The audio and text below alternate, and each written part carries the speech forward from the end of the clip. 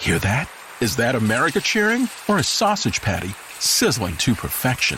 It's time to cheer for Egg McMuffin and fresh cracked eggs at McDonald's. It's time to wake up to the aroma of freshly baked biscuits and treat yourself to a real honest-to-goodness morning meal. Breakfast, it's on at McDonald's. Now enjoy a large iced coffee for just $2. Add a breakfast sandwich to make a meal. Prices and participation may vary. Cannot be combined with any other offer or combo meal. Today's podcast is presented by Podgo. Podgo is the easiest way for you to monetize your podcast, providing podcasters with a flat rate for ad space so you always know how much you get when you include an ad from Podgo. I recently joined as a member, and you can too. Apply today to become a member and immediately be connected with advertisers that fit your audience. That's podgo.co at podgo.co. And when you go to apply and they ask you, how did you hear about Podgo? Make sure you tell them that the Vault Classic Music Review sent you. Welcome to the Vault Podcast, Classic Music Reviews, presented by IV Creative. Now, here's your hosts, B. Cox and the crew. Greetings and welcome, ladies and gentlemen, to another edition of the Vault Podcast, Classic Music Reviews, presented by IV Creative. It's a perspective on the classics from a fresh point of view. We appreciate you for taking your time and lending your ears to our perspective. You could be anywhere listening to anything, but you're right here with us, so we thank you. With you today is yours truly, B. Cox, and today I'm flying solo, but shout out to the crew. You know, just want to make sure everybody out there is being safe and staying healthy, of course, wherever you are within the sound of my voice, whether it's stateside or worldwide. And shout out to all of y'all stateside and worldwide for continuing to support the show. Love to see the numbers of the show everywhere we go. Always interesting to see where the listeners are coming from and where those downloads are happening. So shout out to everybody continuing to support the Vault, man. We love y'all supporting the show. As we always like to say here on the Vault, our motto is hashtag open the vault, hashtag nothing but the classics, or NBTC. And today, well, we have a special album. Well, a lot of these albums that we cover on the Vault are special, but rarely do you come across an album like we're going to cover today. An album that arguably, when you want to talk about its influence across the hip hop genre, is maybe as influential in its impact as almost any hip hop album out there, especially post 1990. It's an album that when you talk to a lot of producers like Pharrell, like Kanye West, if you look at acts like Outkast and The Roots, if you look at the spectrum of where hip hop was at that time, and in particular when you see where hip hop was going later on in the decade, namely at least the next year into the next 3 or 4 years after this album came out, it really was an album that even 30 years afterwards, it still brings out a certain reaction from people who were either fans of this group or not. So we're going to go back 30 years ago, and we're going to go back to September 24th, 1991, and the second studio album by A Tribe Called Quest, none other than The Low End Theory. Released on Jive Records, recording sessions mostly held at Battery Studios in New York City, but then also had recording sessions at Green Street and Soundtrack Studios in New York City, and also mixing at accalaimed Studios in New York City as well. We'll get into the story of the mixing and engineering of this album, which to me, I think really helped to make this album what it is. But made mainly between 1990 and 1991. The runtime on this, 48 minutes and 3 seconds. The producers on this, A Tribe Called Quest as a group, but mainly a lot of the heavy lifting on here happened with Ali Shaheed Muhammad and also with Q-Tip, but the group collectively produced this album. Also producing a couple of tracks on this was Skeff Anselm, really the architect of the sound in regards to fine-tuning the sound which we hear. That sound, which is noted in the album title, The Low End Theory, is none other than the legendary Bob Power. And there's a lot of stories out there. If you guys read out on this Low End Theory, there have been a lot of articles celebrating the 30th anniversary of this album. You get to see exactly how instrumental he was, no pun intended, to this album being made and to the sound, how clean, crisp, and also being able to hear that low end, as we like to call it, how important he was. And he worked with a lot of different hip-hop acts. He worked as well with fellow Native Tongue members, De La Soul, the Jungle Brothers, also worked on The Roots. The album that I covered last week, Philadelphia Half-Life, Bob Power was also instrumental in getting that album tuned up and engineered as well. So shout out to Bob Power. He had a lot of great things to say about this album. But first, before we get there, let's talk about the guest spots on the Low End Theory. There are appearances on here, MCs by Diamond D, Lord Jamar, and Sadat X on the track Show Business. There is also an appearance by the lovely and very talented Vinia Mojica, and also bass player Ron Carter, who played a role in this as well by helping to play the bass line on Verses from the Abstract, the two of them featuring on that track. And then, of course, closing out the album with one of the best posse cuts, I would say, in history, is Scenario, featuring leaders of the new school, Charlie Brown, Dinko D, and of course, who can ever forget Busta Rhymes' verse? And we'll get into that a little bit later as well. But yeah, the Low End Theory. 48 minutes and 3 seconds, really to me, a compact album, considering that there were a lot of records getting made that were going close to an hour, over an hour at that particular time, but really something that passes by when you're listening to it. So 3 singles from the Low End Theory: Check the Rhyme, Jazz, We Got It, and Scenario. Now, when we talk about singles from A Tribe Called Quest, these are 3 all-time singles. Like, if you were making a list of the top 10 Tribe tracks of all time, whether it's by favorites or being objectively saying that they're the best of all time, these 3 are contenders to be in the top 10. You can make an argument that these 3 are in the top 10. So a lot of firepower on this, but the firepower went beyond the singles, which we're going to get into. Before we get into where I was at, the talk about the title, the Low End Theory. Now, there's been a lot of discussion, and there were a lot of discussion after this album came out, trying to figure out where the title came from for the Low End Theory. Well, Tribe Called Quest definitely came out and explained the title, said that it really had a twofold meaning to them. First, the Low End Theory refers to the lower end of the sound spectrum, aka the bass frequencies, and that was something that was present throughout this project. It was definitely something that hits you when you listen to the album. There was definitely an emphasis on bass and the lower bass tones deep down in that lower end of the spectrum that they really dug and to be able to get the quality of the bass that they were working with. Of course, also working with Ron Carter, who was a jazz bassist himself. And the second part of the Low End Theory also refers to the state of black people, how in the U.S. society they were on the low end of the totem pole. A twofold meaning. Really, I think the part that we all remember for the Low End Theory, and for those of us who are fans of hip hop and fans of music, is definitely the bass tones, the bass in the music. That's really what captures all of us. So let's go ahead and go to where I was when this album came out. Again, you've been following this show for a while, and if not, then I'll go ahead and back it up for you. In 1991, I was 9 years old. I was in the 4th grade. At this particular time in the fall of 91, you were coming off of a bang out summer and a really, really great summer of music. And then this album drops and you come off of it really getting a taste of Check the Rhyme first. And when that video dropped, it was like, all right, cool. Well, Tribe is back. And then what you noticed, though, what was different from the first album, which was People Instinctive Travels and the Patch of Rhythm, is that Phife Dawg off the top is spitting. And it's like, okay, you know, for those of us, we got a little bit of taste of Phife on People Instinctive Travels, but here it seemed like he came out swinging, and it was like, all right, cool. So that was a really, really cool first single. And as the time passed and we started hearing more music from Tribe, after Check the Rhyme came out, then the album drops. And at this time, like, my sisters were really big into music. I had a sister who was in college at that time. She picked up the Low End Theory on tape, and then she brought it home and she played it.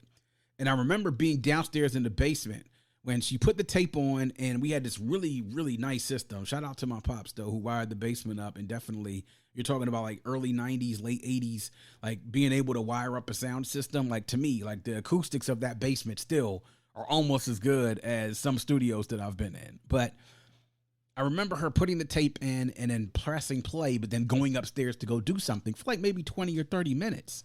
So I was all alone by myself downstairs playing. At that time, I still had the regular Nintendo. I hadn't had the Super Nintendo yet.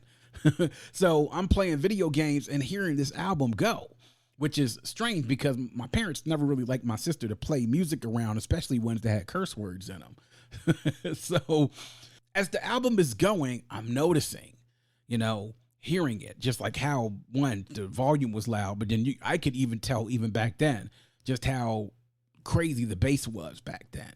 But then also what I noticed is that from the first Tribe album, I could even tell that, this dude Phife definitely is on a lot more than what I remember, because I didn't even remember him from People's Instinctive Travels, but he got on. And I could like really tell, like, as we got to the later part of the album, that things were picking up even more and more. And then it gets the Scenario, and that's the end of it. Because at this point, like, my sister had been upstairs, and I went upstairs and turned the tape around and pressed play myself. It was wild. But then as we get to the end of it and it gets the Scenario, I was blown away by the way the Scenario sounded. So what I did was I actually dubbed a copy of this while my sister was doing whatever it was that she was doing. It was crazy. I was blown away by what I heard. As I got a little bit older and into Tribe, and after Midnight Marauders happened, and then Tribe's hiatus, then Beats, Rhymes, and Life, and then eventually when they break up, me missing Tribe as much as I did, I decided to go back and listen to it again when I was in college. And again, blown away by the production on this. Blown away how the group had really matured and also progressed from People Instinctive Travels to the Low End Theory. Now, Tip pretty much did a lot of the heavy lifting as far as emceeing was concerned on People Instinctive Travels. I could see progression with him. But the really big leap was the progression in Phife Dawg. And Phife Dawg really just coming out, and of course, just coming out swinging and hitting with us with the, yo, microphone check 1 2, what is this? He got your attention right then and there. You could see that the progression of Phife and his increased involvement is one of the keys of what made this album better than People Instinctive Travels, but that also made it for the potential for it to be a special album. There's things and elements that happen within the Low End Theory that you can't really replicate and put it in a bottle and then all of a sudden give the recipe to somebody to do over and over and over again. This is one of those type of things that, like, it's a feel. It's not a recipe. It's a feel. I mean this because we talk about the songs on here. Like, there are a few songs on this that you see that have some memorable first opening lines and verses. We talked about Phife on Bugging Out. You even hear with Q-Tip on Check the Rhyme. Back in the days on the Boulevard of Linden. I mean, as soon as you hear that, as soon as that song starts, you can just start almost on cue with Tip himself. And then, of course, the opening verses by Phife Dawg on Scenario. Yo, Bo knows this, and Bo knows that, but Bo don't know jack because Bo can't rap. And we're talking about right in the height of when Bo Jackson was the shit. You hear me? And the Bo Knows campaigns were on television all the time. Of course, Phife being ever so deft with his sports references in his rhymes. I mean, it's crazy. Like, my man definitely was a huge sports fan, and you could see it in his rhymes all over, and even starting right here. But really, the feel that what you get with making music like this doesn't come around so often. It's literally like magic. And I read about that in an article in The Ringer that they said, magic develops on its own time. And when it came with the development of this album, magic really did develop on its own time over the 6 to 8 months period that they used to record this album and then get it done. I mean, it's really crazy, man. As time has gone on, and then when you see different documentaries, like we saw the Beats, Rhymes, and Life documentary, and then we get like the turning point for the group you could see was right around when the Low End Theory came out. And you could see that it was like Tribe was coming from just your, okay, rap group that you could see that you needed to pay attention to the point where they were like, all right, they're must-see TV. They're must-listen to music. You have to catch them on tour. You have to listen to them when you hear them on records. That really was the difference. This album really is what made me a Tribe Called Quest fan. I mean, People Instinctive Travels, I was not nearly old enough to be able to appreciate the music. But I mean, at 9 years old, people could say, yeah, I wasn't. But like, the thing about it is that I always listened to this. Like, this was an album that my sister played in the car. She used to take me to go get my hair cut. She played it at home. And then when I dubbed it myself, I would sit and listen to it in my room with the Walkman. Yes, the Walkman that I bought myself. And I would sit there and listen to it and really soak in the music because it really sounded like feel-good music to me. You know, it did. So there it was, where I was and what I thought about it. Really, a lot of people coming together to come help make this album happen. To talk a little bit before I talk about my highlights, I just want to give a shout out and speak about Bob Power's influence into this album. Now, there were a couple of articles that I read. One of them was from OK Player, where during the 25th anniversary of the Low End Theory, they interviewed him, OK Player did, and the name of the article was How Bob Power Put the Low End in Tribe Called Quest, the Low End Theory.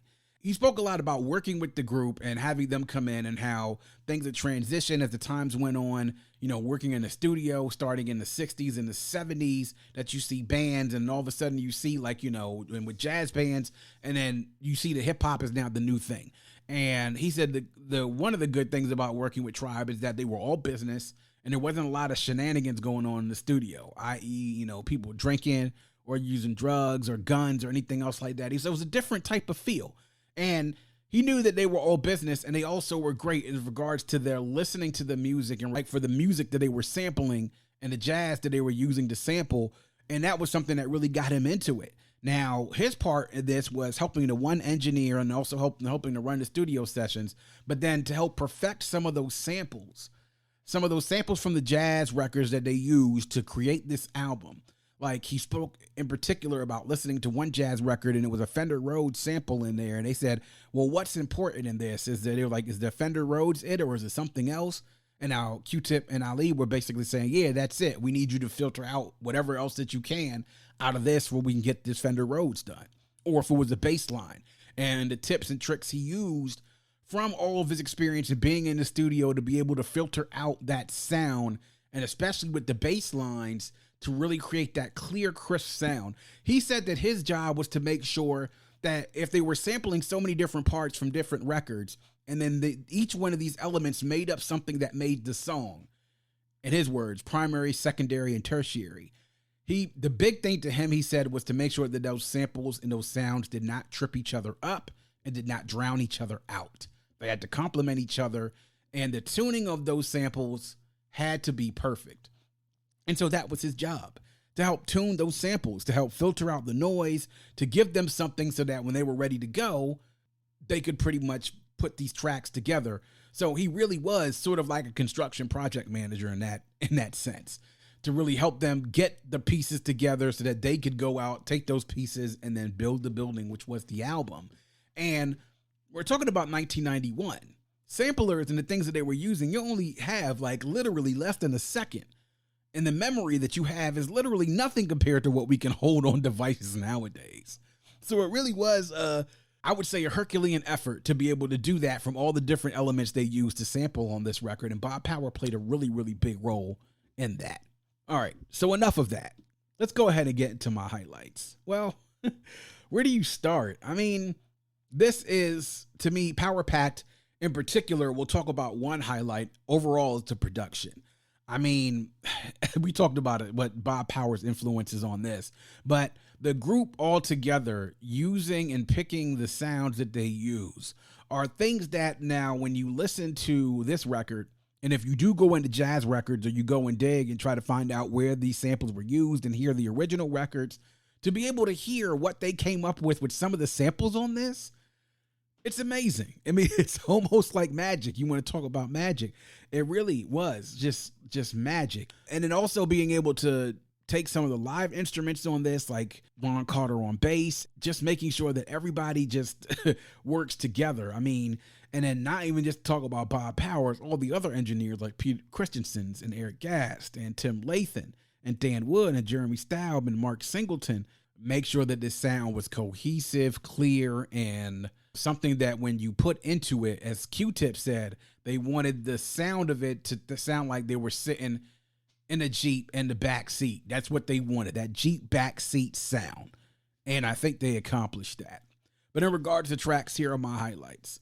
So obviously, of course, Bugging Out. I mean, this is something like that bass line that they took. It's just something that hits you immediately as you start the track. But then Phife comes out swinging out the gate with those opening lines that, like I said, just grab you.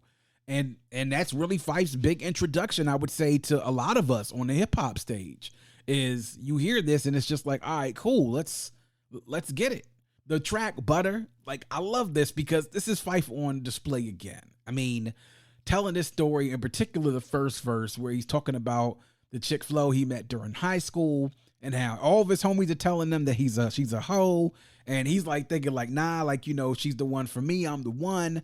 And come to find out she was tricking with his homeboy behind his back, you know, and he thought that he was cool because he thought he was Mr. Loverman, but he's not. And this is just another one of Fife's talents, to be able to tell a story and really put it in everyday man terms, sort of like you're sitting and chilling with the homies on the block. I mean, that's, to me, what one of Fife's redeeming qualities as an MC is that he doesn't make the stories or even whatever it is he's trying to say seem too difficult to understand.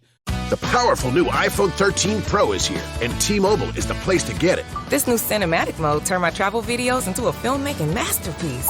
Get iPhone 13 Pro on us right now with eligible trade-in and plan and upgrade forever. Lock in the trade-in value of your new iPhone up to $800 every 2 years for your next upgrade. Only at T-Mobile.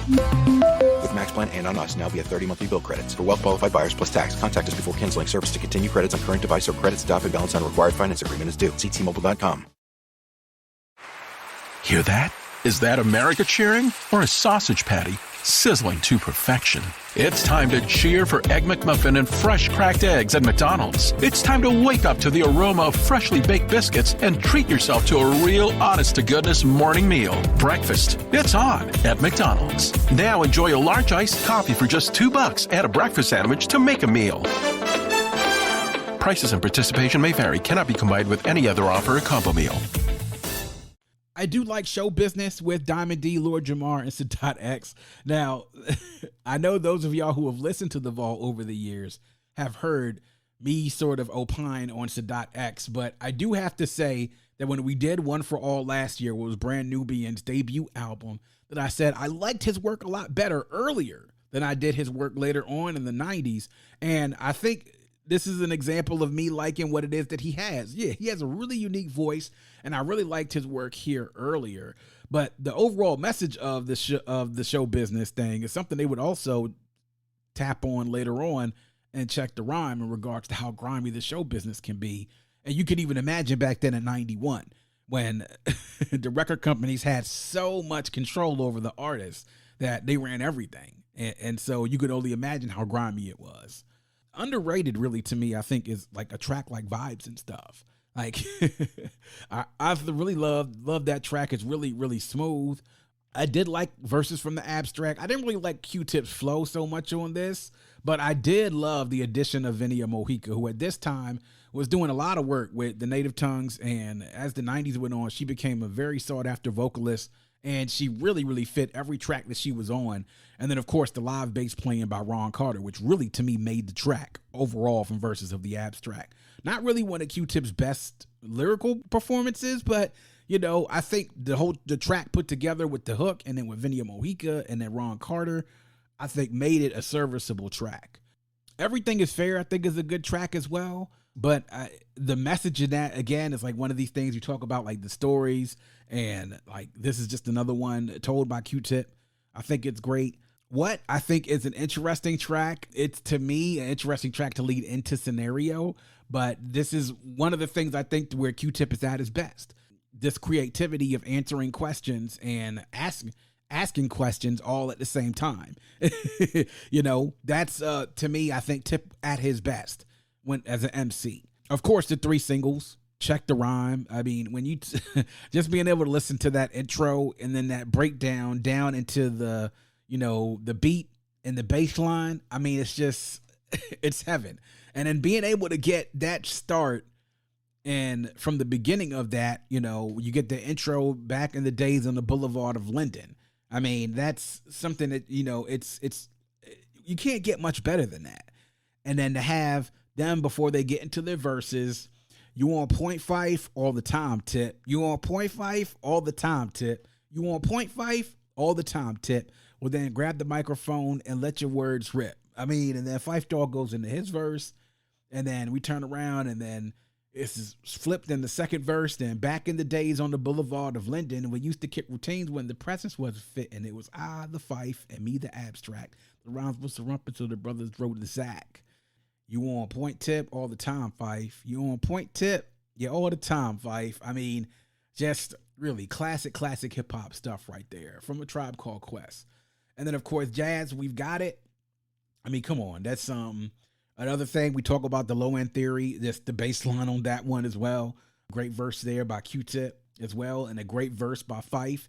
Really, we talk about the back and forth, the contrast between the laid-back, very easy style of Tip and then the more hype style of Phife Dawg, really on display on Check the Rhyme and on Jazz We Got It. And then Scenario. I mean, just one of the, now their word is that there are many versions of this track that exist with many different people on this. I've heard, and shout out to 12 Kyle and Eclectic who did the low end theory earlier on this week. Of course, y'all know 12 Kyle from the 12 Kyle podcast. He always does dope things. I always listen to them. Me and Kyle review a lot of the same albums, and I've always liked to hear his perspective on that because, as I say, Clec and Kyle at that time were outside or more outside than anything else. And to me, I wasn't really outside. I was sort of looking out of the window.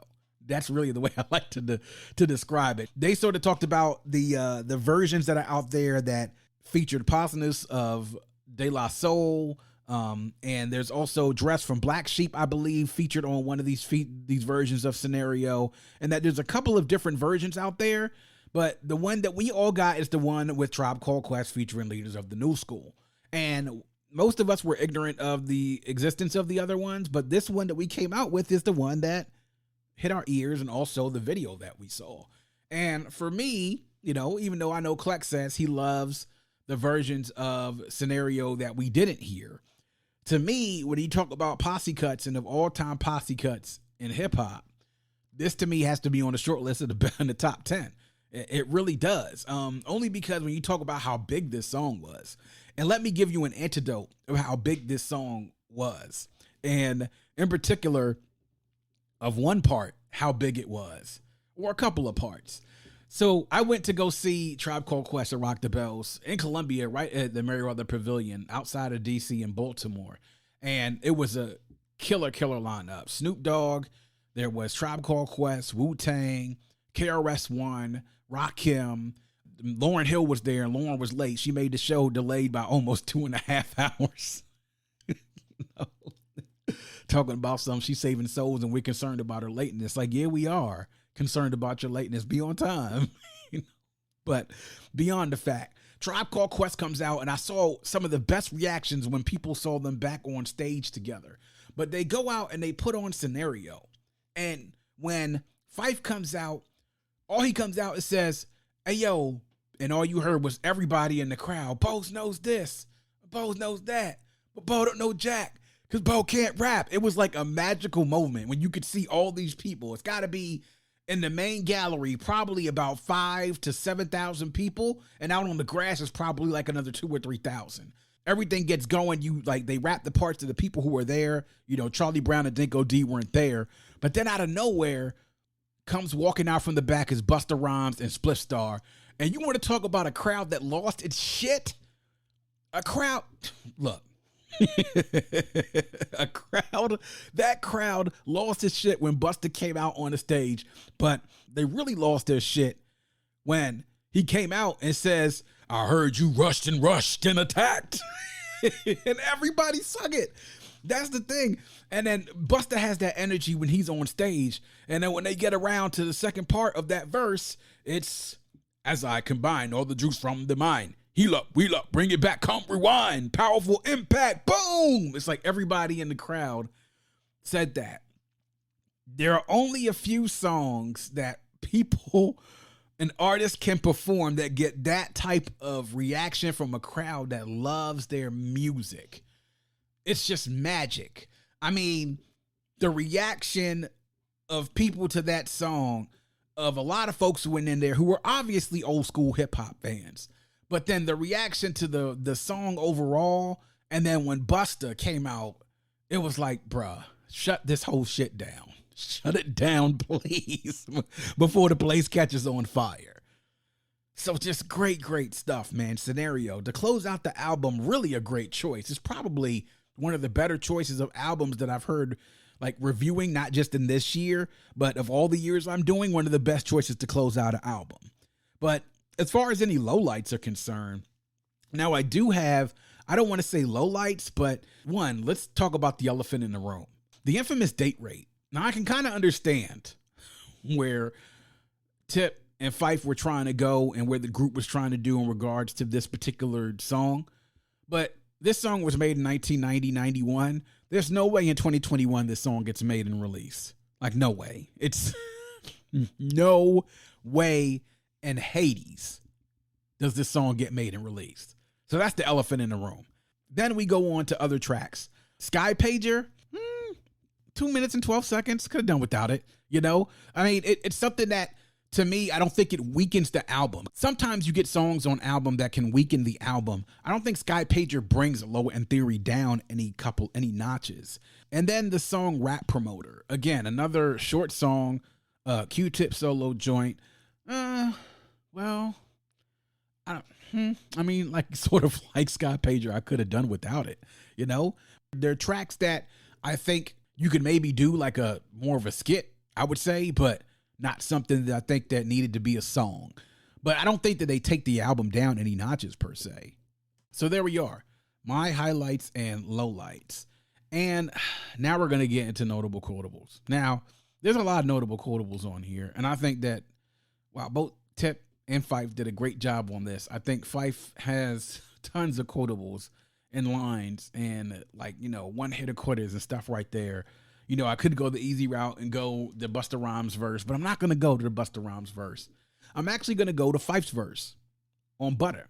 And this, like I said, is one of my favorite tracks from him. To me, this is, I think, Phife at his best when he's sort of telling a story and makes it really plain to understand. You could follow what it is that he's saying. But really cool story, I think, the way he told this, and Phife's verse on Butter. 1988 senior year, Garvey High, where all the guys were corny, but the girls were mad fly. Lounging with the tipster, cooling with the shy, scooping with the honeys, they know who they are. I was the b-ball playing, fly rhyme saying, fly girl getting, but never was I sweating. Cause when it came to honeys, I would go on a stroll until I met my match. Her name was Flo. Yeah, I messed around with the one called Flo. All the troopers round the way used to call her a hoe. But deep down in my heart, I knew that Flo was good to go. Cause I thought it was me, like Belt Bib DeVoe. But little did I know she was playing with my mind. The only thing I learned is good girls are hard to find. I mean, that's really simple right there. And then those bars right there, you can sort of tell the story, you know? And then he goes into, and he says, like, other lines, like, you know, swinging with my main man, lucky behind my back. What type of crap is that? Yo, how's about a smack? Yeah, man. So really, Phife, to me, a favorite of mine's on there in regards to that verse, man. There's tons of other quotables on here. Like I said, some of the most memorable opening lines of verses you hear on this album, things that people will quote as their favorites no matter what. Now to talk a little bit about like the influence with this. Now, I talked a little bit about some of the producers out front, like Pharrell and Kanye West, and, you know, talking about other groups like Outkast and The Roots, even groups like Lil Brother, you know, talked about their Tribe's influence on them. Now, this particular record, when you talk about Tribe, I think gets referenced more than any other record in their catalog. I mean, it's something that, like, this album has somewhat of an effect when people talk about it. It's almost like when people talk a lot about seeing Michael Jackson in concert, or even singing and hearing Prince's music. When people will talk about when they heard the first time, Sam Cooke sing, or when they heard someone like Aretha Franklin or Whitney Houston, or even being able to hear someone like John Coltrane or Miles Davis playing the saxophone or the trumpet, respectively.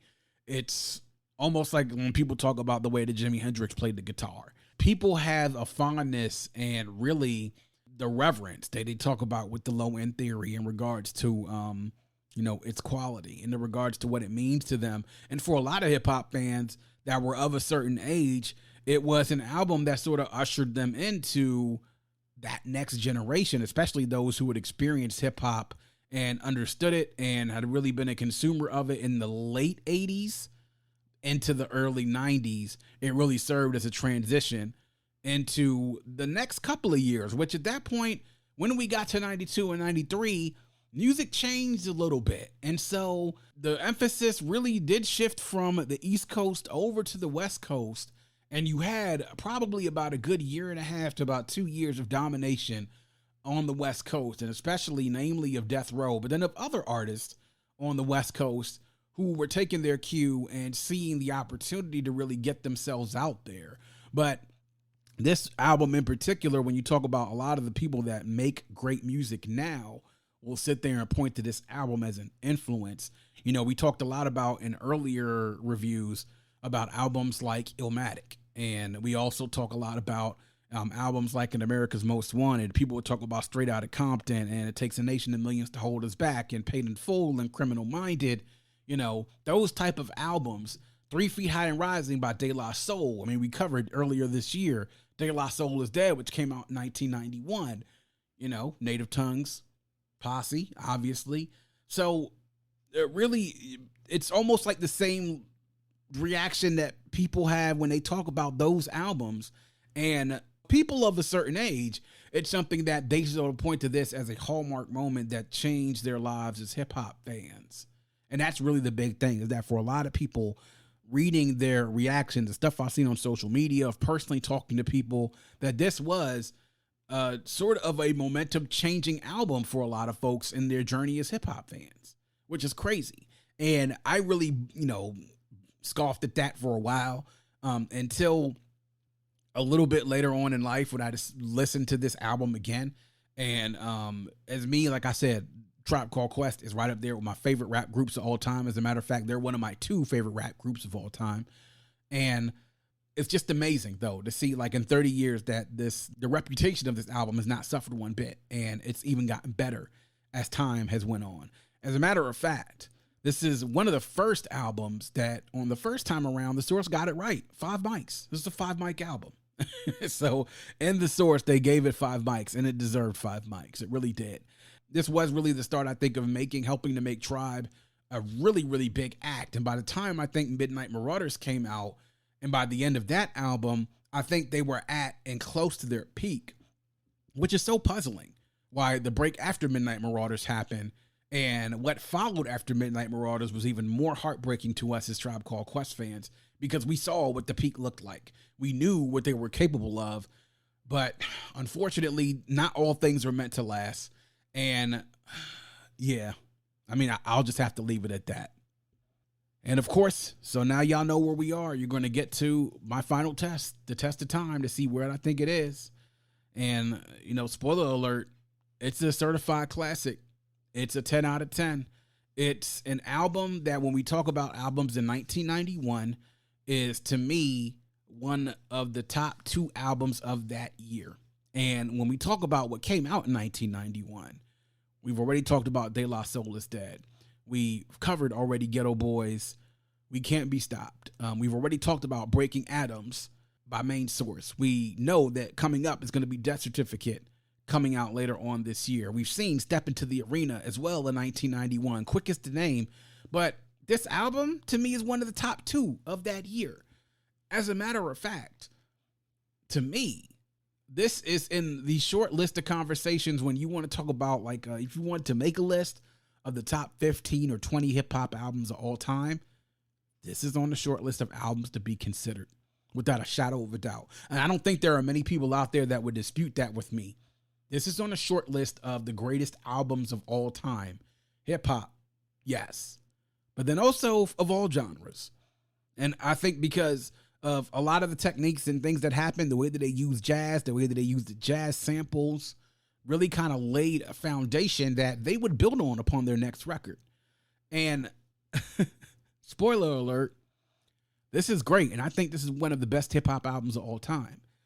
And while this is a certified classic, and while this is a 10 out of 10, 12 out of 10, I actually battle whether or not this is actually even their best album. That's to be continued 2 years from now.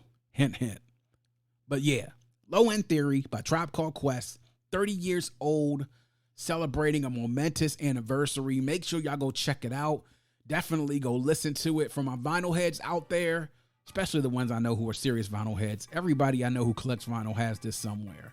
Yo, definitely go listen to this, man. Go read some of the articles about this. You'll really be amazed at the work that went into this album, considering the technology they had, the work that went in to make this truly the classic that it is. And that is going to wrap up yet another edition of The Vault. Please make sure you are checking us out on our host on Red Circle. You can also download, stream, and subscribe to The Vault Classic Music Reviews on any one of our streaming sources. If you go to the link in our bio of any one of our social media pages, you'll find our link tree. There you can find all of our streaming sources and, of course, all of our social media pages. Again, you can find The Vault on Instagram at VaultCMR Podcast, on Twitter at Vault Classic, and on Facebook and YouTube, you can search The Vault Classic Music Reviews. Like the Facebook page, subscribe to the YouTube channel, interact with us on social media. We do it here all for you. We appreciate the support, and if you have a friend, tell a friend, and make sure that that friend tells a friend. Always remember to keep your headphones on and your music loud, but not too loud. And as we close, we'd like to remind everyone to dream big, because dreams are the basis for creation. Always create, motivate, and elevate, because you were never destined or created to stay stationary in this life. And on that note, we say peace. Thank you for listening and coming into The Vault.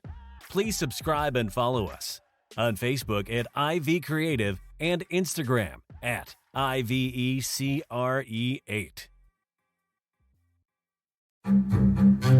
We did it again. Verizon was just named America's most reliable network by Root Metrics for the 16th time in a row, proving once again that nobody builds networks like Verizon builds networks. That's why we're building 5G right. That's why there's only one best network, Verizon. Best and most reliable based on Root Metrics reports from second half 2013 to first half 2021 of 3 operators on all network types combined, not specific to 5G networks. Hear that? Is that America cheering or a sausage patty sizzling to perfection? It's time to cheer for Egg McMuffin and fresh cracked eggs at McDonald's. It's time to wake up to the aroma of freshly baked biscuits and treat yourself to a real honest-to-goodness morning meal. Breakfast, it's on at McDonald's. Now enjoy a large iced coffee for just $2 and a breakfast sandwich to make a meal.